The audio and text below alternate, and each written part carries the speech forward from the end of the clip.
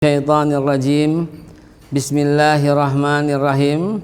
Bismillahilladzi la yadurru ma'asmihi syai'un fil ardi wala fis sama' wa huwas samiul alim. Bismillahi tawakkaltu 'ala Allahi la haula wala quwwata illa billahil alil azim. Bismillahi assalamu alaikum warahmatullahi wabarakatuh. Innal hamdalillah wa syukurillah ala nikmatillah wassalatu wassalamu ala rasulillah sayyiduna Muhammad ibn Abdillah wa ala alihi wa azwajihi wa zurriyatihi wa alihi wa ashabihi wa ummati Muhammad sallallahu alaihi wasallam. Amma ba'du. Hadirin ma'asyiral muslimin wa jumratal mu'minin rahimakumullah. Hari Aidil Adha baru saja kita lewati. Ada kekecewaan bagi kami para peneliti. Tidak signifikannya jumlah hewan kurban yang dikumpulkan membuat Al-Fakir akan menyampaikan satu materi tentang sejarah kurban, manfaat kurban, pelaksanaan kurban, dan yang paling penting pembahasan hari ini di waktu yang sangat singkat ini, adab dalam ibadah kurban. Ibadah kurban adalah salah satu ibadah tertua di dunia. Bahkan sebelum perintah zakat, sebelum perintah puasa, sebelum perintah haji, ibadah kurban dijalankan sejak zaman Nabi Allah Adam, bayangkan. Jadi bukan ibadah yang main-main, bukan ibadah yang sederhana, bukan ibadah yang tidak punya solusi atas kesetiakawanan dan sosial. Kurban itu dijalankan dari zaman Nabi Adam. Ya, kita tahu setiap lahir Nabi Adam mengorbankan satu ekor kambing. Dan Habil dan Qabil adalah cerita tentang orang yang diterima kurbannya dan yang lain tidak diterima. Habil yang diterima, Qabil yang tidak diterima.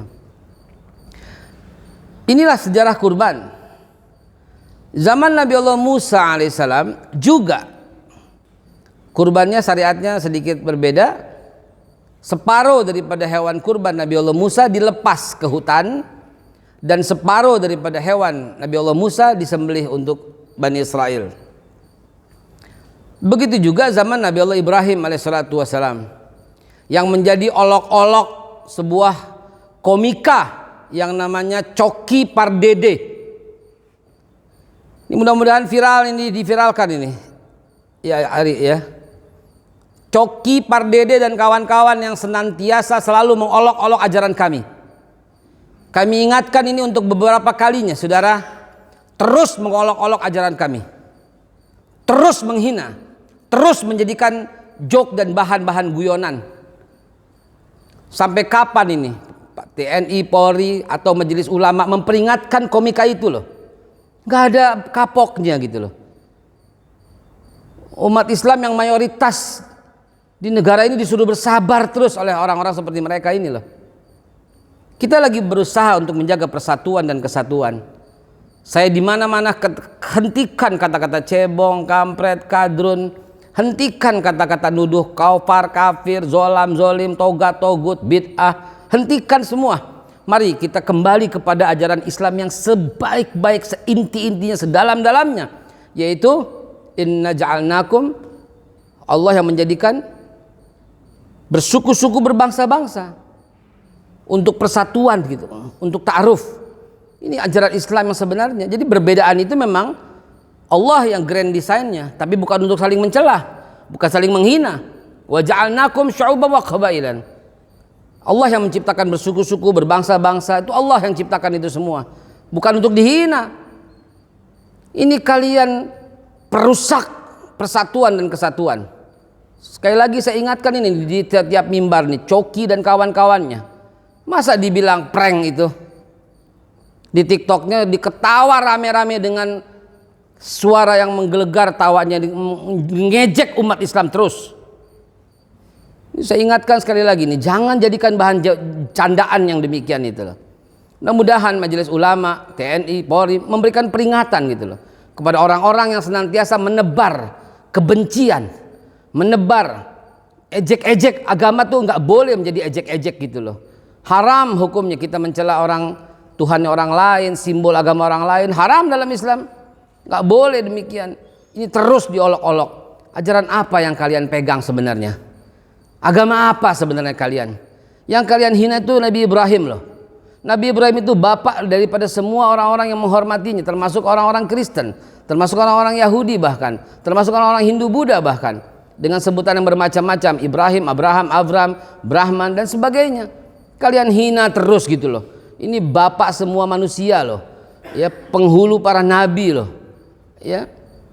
Astagfirullahalazim. Ini mudah-mudahan pemerintah mengambil tindakan kali ini biar mereka kapok yang menjadikan lawakan dia ajaran-ajaran agama kami menjadi lawakan dan bancakan semata. Ibrahim alaihissalam itu tiap tahun sudah berkurban. Kalau berkurban itu 300 ekor sapi, unta maaf, dan 1000 ekor kambing. Masyarakat di sana itu mengaguminya dan memuji Ibrahim dengan orang yang baik, kasih Allah, ini Al-Khalil, Al-Khalil kekasih Allah. Ibrahim alaihissalam itu ingin menunjukkan, bukan riya. Ibrahim alaihissalam menunjukkan sesuatu bahwa apapun yang Allah minta aku beri. Jangankan 1000 ekor kambing dan 300 ekor unta. Apabila Allah minta anakku, maka akan aku kurbankan. Itu sebuah ungkapan hiperbol dari seorang yang mulia Al-Khalil Ibrahim. Nah, Allah mengujinya dengan ucapan Nabi Ibrahim itu sendiri. Begitu kisahnya, bukan prank. Ini bilang prank, nyuruh nyembelih anaknya tapi bohong. Dikeluarkan pada waktu ibadah kurban kan konyol begitu loh. Apa nggak ada orang yang ngaduin ini orang sebagai pelecehan agama? Mungkin udah kapok kali ya, karena nggak ada yang kalau nggak viral tuh nggak diurus begitu barangkali ya. Kita viralkan ini orang suka demen banget menghina ajaran Islam. Jadi hadirin, itulah Ibrahim alaihissalam. Jadi Allah mengujinya. Fa izibtala Ibrahim bi kalimatin fa atammahunna qala inni ja'ilaka linnasi imaman. Allah menguji Ibrahim dengan beberapa kalimat dan Ibrahim memenuhinya. Dan Allah berfirmankan, inni ja'iluka linnasi imam. Aku menjadikan kau Ibrahim linnas bagi semua manusia pemimpin. Lah kok diejek dengan cara-cara prank? Siapa yang dimaksud ngeprank? Allah. Ini kurang ajar ini mulut-mulut. Baik, kita lanjutkan kaji kita jamaah. Jadi itulah Ibrahim alaihissalatu wassalam. Beliau mengatakan demikian, maka Allah mengujinya. Coba sembelih Ismail. Begitu, bukan prank, ini menguji keimanan, menguji dari ucapan Ibrahim sendiri. Dan ketika disampaikan kepada anaknya Ismail alaihissalatu wassalam, Ismail kan berkata, ya abatif al-mastumar satajiduni insyaallah minas sabirin. Lolos gitu loh. Allah cuma menguji dan kemudian Allah memberikan hadiah dengan seekor domba yang baik untuk disembelih. Lalu dikatain prank. Siapa yang ngeprank? Allah ngeprank. Kan kurang ajar itu mulut. Luar biasa kurang ajarnya. Atau Ibrahim ngeprank. Luar biasa itu. Ya, saya ingatkan sekali lagi dan kawan-kawan ini, komika-komika konyol yang selalu menjadikan ajaran kami, ajaran Islam sebagai lawakan yang enggak lucu, enggak mendidik, saudara. Diviralkan ini hari tolong. Hadirin yang berkah Allah Subhanahu wa taala, itulah hakikat kurban yang pada zaman Nabi Ibrahim, zaman Nabi Nuh, zaman mundur sedikit, zaman Nabi Isa juga demikian. Nah, zaman Nabi Muhammad juga demikian dengan turun firman Allah, inna a'tainaka al-kautsar fasalli li rabbika wanhar inna syani'aka huwal abtar. Hadirin, di akhir sesi akan saya sampaikan berkurban itu solusi dari semua masalah bangsa. Sebentar saya akan sampaikan, saya mau ambil adab daripada kurban. Kalau kita bahas dari secara fikih, orang cukup kita dengar Ustadz ada yang berkata satu rumah cukup 1 ekor. Ada nggak yang bilang begitu? Ada ya. Ada juga yang berpendapat oh tidak, satu keluarga tergantung jumlahnya, 1 kepala 1 ekor. Ada yang bilang gitu? Ada. Perdebatan itu akan terjadi terus menerus. Mari kita ngaji dari sisi adab. Kali ini kita ngaji dari sisi adab, ya. Begini. Dalam suratul Qasas Allah firmankan, innallaha astara minal mu'minina anfusahum wa amwalahum bi anna lahumul jannah. Allah telah membeli, itu fiilnya fiil madi. Jadi telah terjadi transaksi. Allah telah membeli diri orang beriman, jiwanya, hartanya semua dengan surga. Jadi milik Allah Subhanahu wa taala. Terus kalau itu hakikatnya milik Allah, ini bukan fikih ya. Kalau fikih mungkin gugur kewajiban. Orang punya tabungan 1 triliun. Dia berkata, yang penting saya udah kurban Ustadz, 1 keluarga 1 ekor kambing. Mungkin dari sisi fikih cukup, tapi dari sisi adab bisa kita katakan orang ini nggak beradab kepada Allah Subhanahu wa taala. Allah udah berikan harta kekayaan sampai 1 triliun, cuma 1 ekor kambing. Beradab nggak kira-kira? Nggak beradab, jauh daripada adab, nggak berakhlak kepada Allah. Kalau Allah mau ngambil semua jadi, sementara orang fakir miskin banyak yang antri, tapi dia cuma mau mengorbankan 1 ekor kambing atau 1 ekor sapi. Padahal Allah berikan kekayaan yang cukup buat dia makan selama setahun ke depan, 2 tahun, 5 tahun, bukan buat dirinya lagi, buat anak cucunya masih cukup. Tapi dia hanya mau berkorban 1 ekor sapi atau 1 ekor kambing untuk 1 keluarga. Dari sisi fikih mungkin mencukupi, tapi dari sisi adab orang ini nol daripada adab. Lan tanalul birra hatta tunfiqu mimma tuhibun. Orang ini nggak bakal sampai kepada kebaikan sebelum dia infakkan sesuatu yang dia senangi, yang dia cintai, yang merupakan ada rasa berat dalam pengeluarannya. Kalau mau ambil contoh kurban, contoh Rasulullah dong, contoh Abu Bakar Siddiq dong, contoh Umar bin Khattab, Utsman bin Affan, Ali bin Abi Thalib. Bagaimana cara mereka mengaplikasikan ayat fasalli li rabbika wanhar? Bagaimana coba? Pada waktu haji wada, Nabi kita Nabi Muhammad sallallahu alaihi wasallam dia berkurban, beliau berkurban dengan 100 ekor unta. Dan 70 ekor diantaranya dia beresin sendiri, dia potong sendiri, disiangin sendiri. 30 ekor berikutnya diserahkan kepada Ali bin Abi Thalib. Antum tahu daging unta itu 1 ekor sama dengan 3 ekor sapi, saudara. Yang tinggi hebat itu 3 ekor. Berarti itu kan sekarang Nabi berkorban dengan 300 ekor sapi. Saya belum dengar orang Indonesia yang korban dengan 300 ekor sapi. Ada juga 1 dipamerin. 300 sapi seorang Nabi kita. Nah sekarang pakai akal, di mana adabnya orang dengan tabungan bererot, mobil banyak, emas-emasan berkilo-kilo, tabungan di mana-mana, tapi cuma mau 1 ekor kambing. Ini yang saya bilang nggak ada adab betul-betul, betul. Nggak ada adabnya kepada Allah Subhanahu Wa Taala. Bangsa yang besar ini kok nggak cukup, saudara? Saya nggak main-main dalam cara begini. Saya survei, saya riset. 1 ekor kambing. 1 ekor kambing untuk dibuat kaleng kornet 200 gram itu bisa 60 kaleng. 60 kaleng Pak, 1 ekor kambing. Kalau sapi ya tinggal dikali. Ini kambing deh, karena udah dilakukan oleh rumah zakat misalnya. Sekarang bangsa ini punya 40 juta orang miskin. 40 juta. Saya berkesempatan berbicara dengan Ibu Khofifah Indar Parawansa dalam sebuah seminar di bulan Ramadan. Saya bicara 20 juta orang miskin, 29. Beliau ralat. Ustaz Haikal, kata Ibu Khofifah. Sekarang itu waktu beliau menjadi Menteri Sosial, minta apa?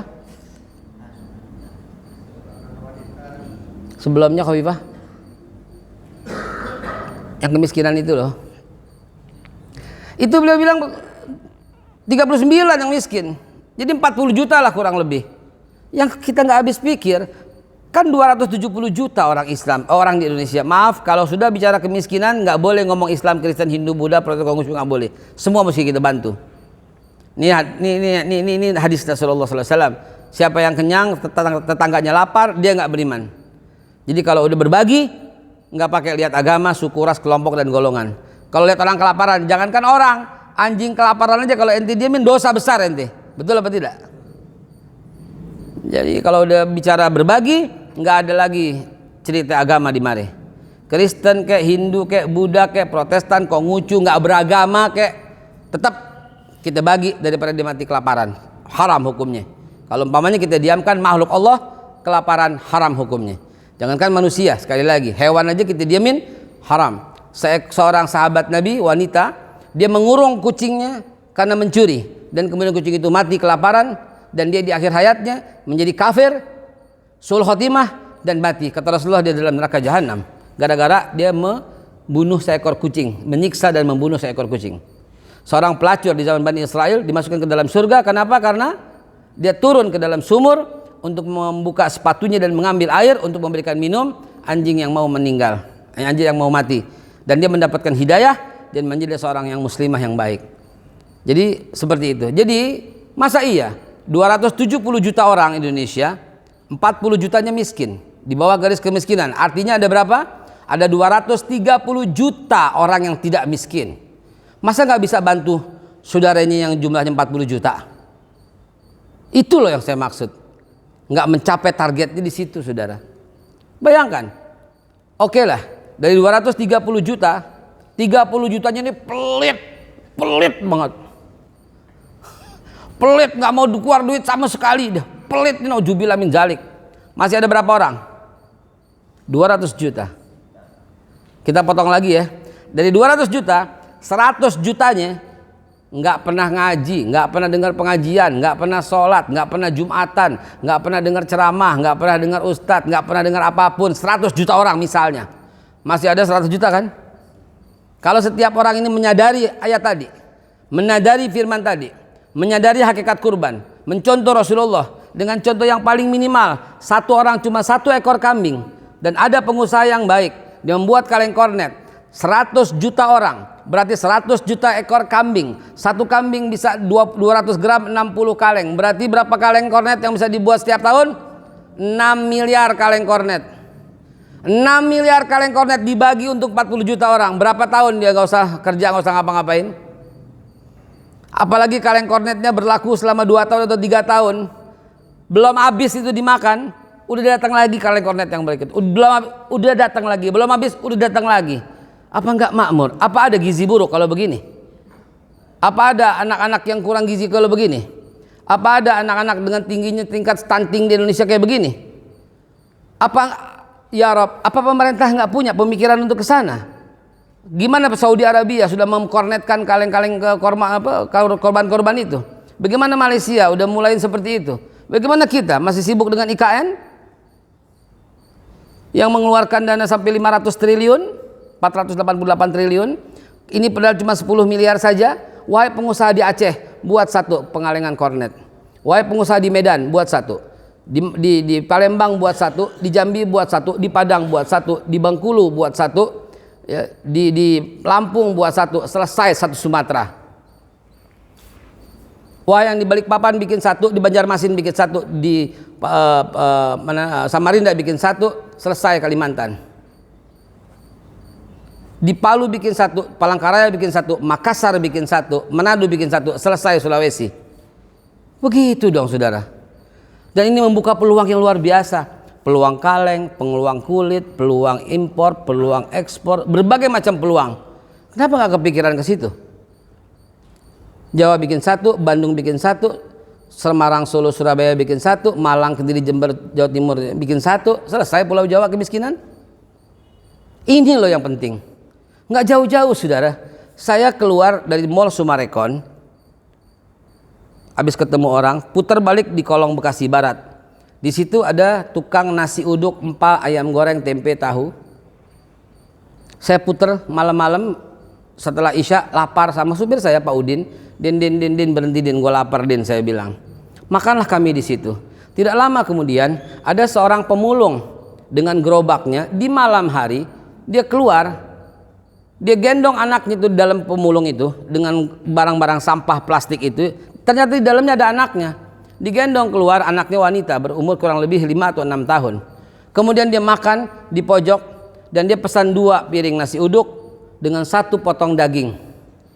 Anaknya baru bangun tidur, dia buka kucuk-kucuk mata, dia nengok ayahnya sambil tertawa tersenyum. Dan dia berkata, "Hah? Pak, kita pakai daging?" Apa yang antum rasakan dengan cerita itu? Ayahnya mengusap kepalanya, menciumnya dan berkata, iya nak, kan hari ini kamu ulang tahun. Allahu Akbar.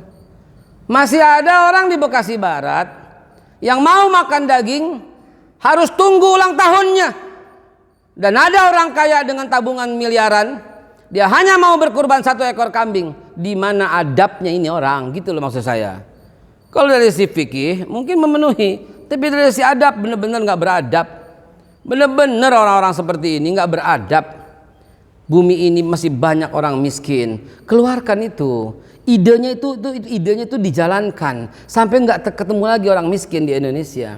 Di Saudi Arabia para musim haji kurban itu sampai menggunung dan dikalengin semua, dikirim ke Afrika, dikirim ke negara-negara miskin, berlaku 2 tahun di sana, bisa meningkatkan dan memperbaiki gizi orang-orang itu. Saudara sekalian, masih banyak staf kami di rumah, di kantor, tinggalnya di orang kampung di Muara Bungo, kampungnya di Muara Bungo. H-2 masih WA saya, Ustadz mohon maaf Ustadz, kami di Muara Bungo Ustadz, H-2 belum ada 1 ekor sapi, apalagi kambing, apalagi sapi untuk 800 kepala keluarga. Coba, apa nggak kepikiran seperti ini gitu? Yang bilang tebar korban di daerah, ini Muara Bungo Jambi. Astagfirullahaladzim. Oke, saya taruh sapi di sana 1 ekor. Belum pernah sapi itu sampai sejak dia masih orok sampai sekarang udah dewasa. Bayangkan. Jadi saudaraku sekalian, ini menyedihkan gitu loh. Saya tiap tahun berceramah seperti ini menjelang Idul Adha, sampai di televisi, sampai saya bicara di depan DPR, kagak ada yang gubris. Bagaimana ceritanya? Apa nggak tergugah gitu loh? Apa nggak ada usaha untuk ke arah situ? Apa orang-orang kaya hanya menyimpan hartanya semata untuk itu semua? Inna lillahi wa inna ilaihi raji'un. Saya cuma berucap, ya Allah, telah saya sampaikan ya Allah, telah saya sampaikan risalah ya Allah, telah saya sampaikan kewajiban kami ya Allah ya Rabbal Alamin. Semoga Allah mencatat sebagai penggugur kewajiban dari apa yang telah diamanahkan Allah kepada kami. Tolonglah ini saudara, pikirkan sekali lagi. Kalau ya Allah saya cuma punya 100.000 Ustaz, patungan, jangan dibilang nggak sah. Ini banyak sih orang-orang yang hanya patokan nggak sah, nggak sah, mesti 7 ekor kambing baru 1 sapi, 20 ekor sapi biarin. Kalaupun itu tidak menggugurkan kewajiban kurban, itu kan sedekah untuk saudaramu. Betul apa tidak? Famayamal miskola zarratin, jangankan itu, seberat debu aja Allah ganti kok. Kalau nggak mampu sapi, nggak mampu kambing, ayam aja 4 ekor, 3 ekor potong, bikin sop, bikin opor, bagikan ke tetangga, bagikan ke orang-orang miskin di hari raya itu. Gitu loh yang saya maksud teman-teman sekalian. Ini jadi kurang wawasan ke sana begitu loh. Sehingga harus kaya dulu baru yang korban orang kaya. Nggak bisa saudara. Nggak bisa, dengan demikian nggak bisa. Ingat ayatnya. Fasalli li rabbika wanhar. Ditaruh sejajar dengan salat. Dan ayat ini khususon turun ketika anak Rasulullah yang bernama Ibrahim, anak Nabi yang namanya Ibrahim di usia 2 tahun wafat. Itu Abu Jahal, Abu Lahab itu syukurin. Nabi udah nggak punya anak laki, syukurin. Ingat, Qasim meninggal, Abdullah meninggal, dan terakhir Ibrahim meninggal. Anak lakinya 3-tiganya wafat. Begitu anak laki yang wafat, syukurin kata orang-orang Quraisy pada waktu itu. Ayat itu turun. Fasallil rabbika wanhar inna syani'aka huwal abtar. Maka salatlah dan berkorbanlah, ya, salat untuk Tuhanmu. Sesungguhnya orang yang membencimu, dia akan terputus dari rahmat Allah. Dia akan terputus. Dia akan mendapatkan akibat dari yang membencimu itu loh. Ini kita kias. Antum lagi usaha tapi macet, berkurbanlah. Jangan tunggu Idul Adha. Potong hewan, bagikan. Antum punya usaha mandek terus, berkorbanlah. Akan menjadi pembuka usaha. Antum menjual rumah, menjual apa, nggak laku-laku, berkorbanlah, akan menjadi pembuka rezeki. Antum lagi usaha nih di kantor, banyak orang dengki, sirik, hasut, berkorbanlah, bagikan hewanku kepada orang-orang itu, bagikan kepada fakir miskin. Insya Allah akan terlepas dari segala ujian, fitnah dan bala bencana. Antum punya anak di pesantren, nggak betah melulu, berkorbanlah, bagikan hewan kurban itu. Hewan kurban itu sesuai dengan niat orang yang berkurban. Masya Allah. hidangan Allah seperti ini kita sia-siakan dengan menunggu Idul Adha nanti aja korbannya hari tasyrik, lalu cuma seekor kambing doang di antara tabunganmu yang banyak, di antara jammu, di antara sekali liburan menggunakan uang mungkin 30 juta, 40 juta atau 100 juta, tapi berat sekali untuk membeli seekor kambing seharga 3 juta.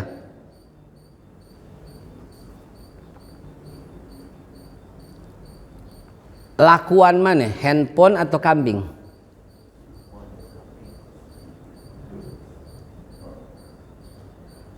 Coba angka penjualan handphone lihat berapa? 180 juta pieces. Kambing cuma berapa ekor? Coba bayangkan. Nah, mudah-mudahan yang seperti ini akan mengetuk hati dan membuka kesadaran kita tentang kesetiakawanan sosial itu penting. Peduli dengan orang itu penting. Masyarakat kita bukan masyarakat kaya yang tiap saat bisa makan daging. Bukan. Tanyalah. Saya punya kakak almarhum Pak Rusdi, punya kebiasaan yang antik sekali. Dia suka begadang.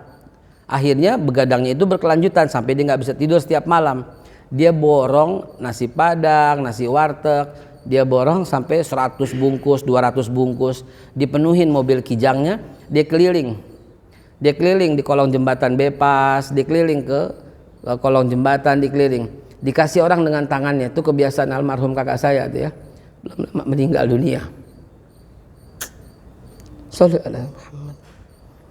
Akan banyak orang miskin yang kehilangan dia tuh. Jadi saya ikut dengan kakak saya itu, dia kasih dengan tangannya tuh, Pak, nih Pak ya. Itu nangis orang-orang yang di kolong jembatan itu dikasih itu nangis. Jadi jangan sangka semua orang kaya, jangan sangka Pak. Mungkin sebagian ada yang hari itu nahan lapar banyak, terlalu bahkan lebih banyak orang tukang minta-minta yang kaya diviralin. Cuma 1, 2 Pak. Yang nggak kaya, yang miskin, yang dikasih nasi malam-malam nangis masih ribuan jumlahnya. Itu kakak saya itu begitu tuh. Saya ngikutin jejaknya itu. Jadi demen begitu. Daripada gue nggak bisa tidur begadang kal, dia bilang gitu. Dia borong 100 bungkus, 200 bungkus malam-malam. Dia bagiin orang-orang di Keramat Jati, di Cililitan, di Bepas, sampai ke Tanjung Priok. Dibagiin begitu. Yang terima tuh sampai nangis. Kenapa hari itu baru kali ini dia makan daging begitu gitu loh. Kalau nggak nunggu Idul Fitri atau nunggu Idul Adha baru dia makan daging. Sementara ada orang-orang yang mampu, dia menahan rezekinya dengan mengatakan seekor saja sudah cukup. Inna lillahi wa inna ilaihi raji'un. Saya tidak mengancam, cuman ingin membacakan satu ayat. Ara'aital ladzi yukadzibu biddin. Tahukah kamu pendusta agama? Tahu? Ara'aital ladzi yukadzibu biddin? Fazalikal ladzi yad'ul yatim wa la yahuddu ala tu'amil miskin. Fawailul lil musallin alladzina hum salatihim sahun. Salatnya enggak akan bisa membantunya. Salatnya justru celaka. Ente salat celaka kata Allah. Kenapa? Karena enggak peduli sama orang yatim. Enggak peduli sama orang miskin. Celaka kata Allah Subhanahu wa taala. Walaupun dia salat, tetap Allah bilang celaka. Dan ayat Al-Maun ini ada sebelum Al-Kautsar. Wallahu a'lam bishawab. Mudah-mudahan bisa mencerahkan kita semua. Pukul 1 yang mau tanya jawab di luar ini, sebab ini udah jam 1. Silahkan yang mau kembali beraktivitas di kantor, saya persilahkan. Tafadhalu. Wallahu a'lam wallahu muwaffiq ila aqwamit thoriq. Billahi taufiq wal hidayah wal afu minkum. Wassalamualaikum warahmatullahi wabarakatuh.